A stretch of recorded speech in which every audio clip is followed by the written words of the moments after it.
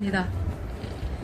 우리 빈손 시인님의 시리즈 제 5번째 중공의 행각이 얼마나 우리 국민들을 괴롭히고 국익에 해를 끼치고 있는지 여러분들께 알려드리도록 하겠습니다. 우리 빈손 시인님께서 낱낱이 적어주셨습니다. 제목 이 사실을 아시나요? 시리즈 제 5번째 중국인 국내 부동산 싹쓸이와 내국인 역차별에 대하여 2022년 6월 23일 조선일보는 다음과 같은 기사를 실었다. 중국인의 국내 부동산 투기를 잡는다. 기사의 제목으로 중국인 투기 대상으로 대대적인 기획조사에 나서기로 했다. 내국인들은 대출이나 거래에서 엄청난 어려움을 겪는 반면 중국인들은 편법 대출과 규제에서의 자유로움을 통해 부동산을 쇼핑한다.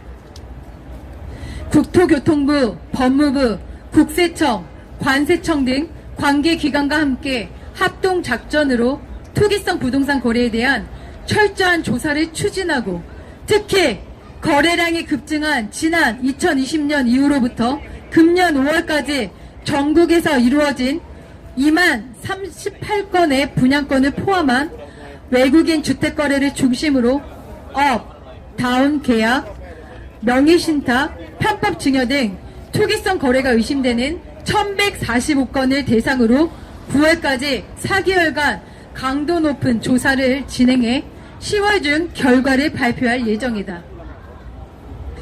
중국인 국적의 8살 어린이가 경기도 고가 아파트를 매입하고 강남에서 각각 105억 3천만 원, 89억 원짜리 초고가 주택을 매입한 사례를 포착했다. 특히 중국인이 매수한 89억짜리 아파트는 강남구 도곡동의 주상복합 타워팰리스인데 이 아파트를 매수한 중국인은 외국은행, 즉 중국은행에서 받은 대출로 매수자금을 조달했음이 밝혀져 국정감사에서 논란이 커지자 무자격 비자로 부동산 임대, 해외 불법자금 반입, 외국인 거래망 및 출입국 관리법 위반 행위에 대해서 내국인 역차별 논란이 해소되고 외국인, 특히 중국인 국내 부동산 불법 거래가 척결되기 위해 총력전을 개시하겠다고 밝혔다. 중국과는 상호주의와도 맞지 않는 한국 호구 취급의 굴욕이다. 국민은 중국의 땅 한 평도 살 수 없고 소유할 수 없다.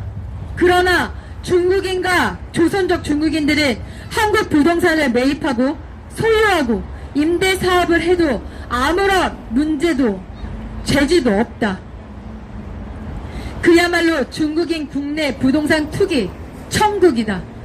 이를 중국인들은 K부동산이라 부르며 조롱하고 있다.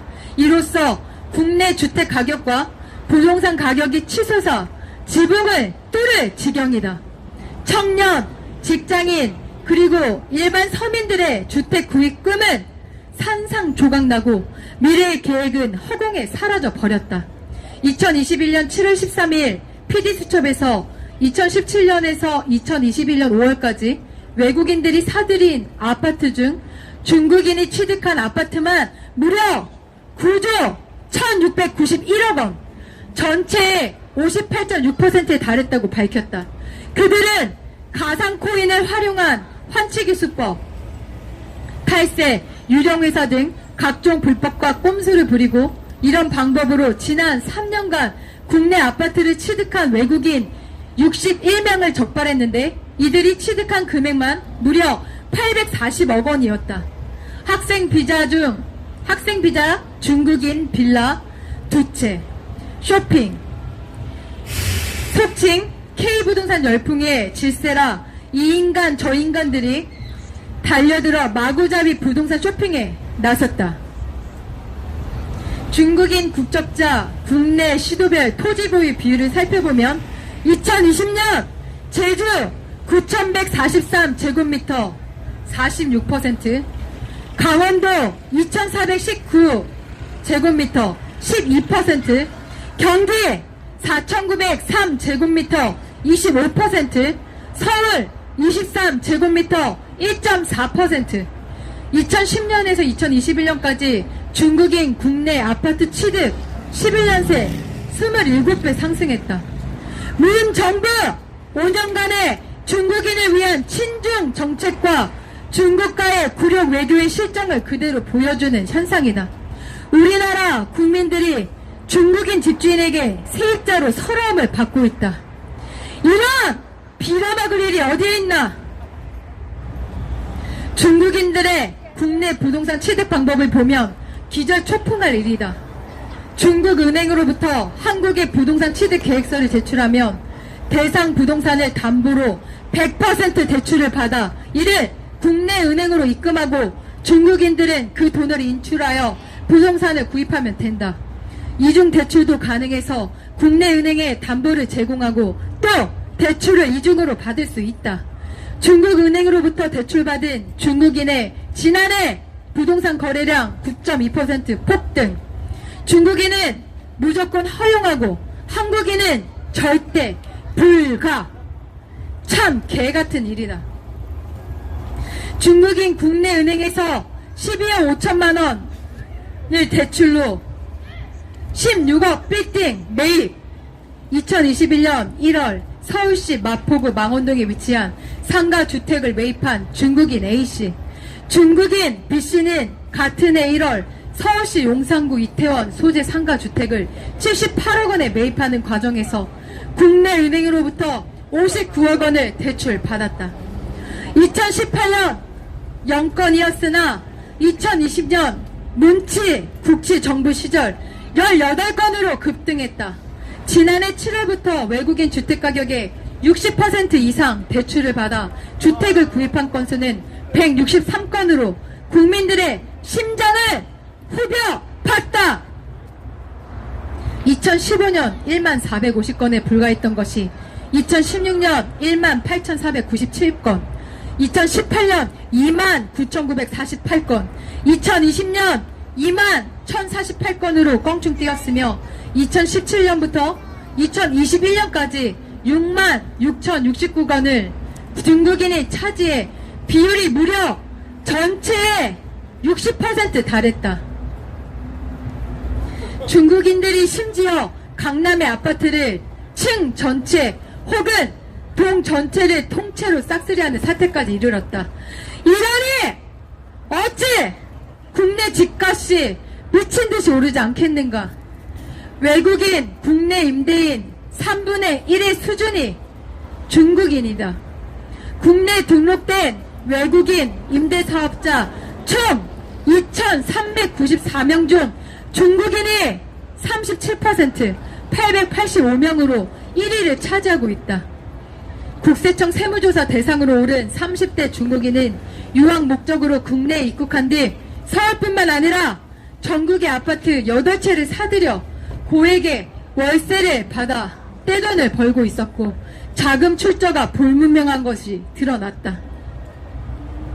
이거야말로 떡 먹고 알 먹고 누워서 떡 먹기, 땅 짚고 헤엄치기, 얼리고 뺨 때리기가 아니고 무엇이겠는가?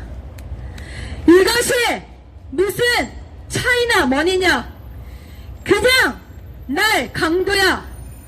한국인에게는 주택 한 채만 소유해도 적폐의 대상이라고 난리 부르스를 치고 대출은 막아놓고 부동산 구입 조건도 까다로워 접근조차 못하게 해놓고는 중국인에게는 무슨 선심이냐?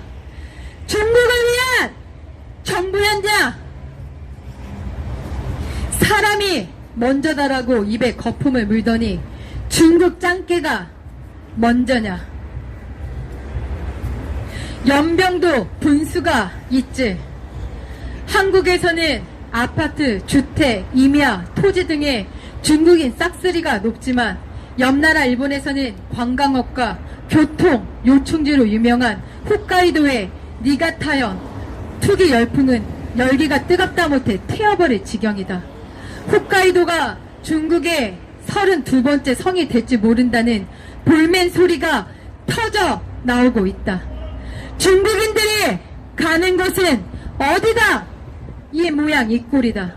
중국인은 LTV, 준택담보대출 비율, 늘어난 고무줄 적용하여 그냥 빨대 꽂고 쭉쭉, 무는 쩝쩝, 이중창이 나라를 망쳤도다. 상호주의에 입각하여 중국인 불법 투기 재산 모두 몰수하라! 몰수하라! 몰수하라! 몰수하라! 불법 체류자, 불법 투기자 모두 발본세관하여 모조리 추방하라! 추방하라! 추방하라! 추방하라! 썩은 사과는 빨리 치워야 특상품 사과가 썩지 아니한다. 고름은 결코 살이 되지 아니한다. 평화 공동체, 경제 공동체, 생명 공동체가 파괴되어야 나라를 중국과 러시아와 북한에 넘기지 못한다. 깨어라! 깨어나라! 깨어라! 깨어라! 깨어라! 깨어라! 정신을 차려라. 2022년 8월 27일 애국시인 빈손! 네, 감사합니다. 우리 빈손 시인님.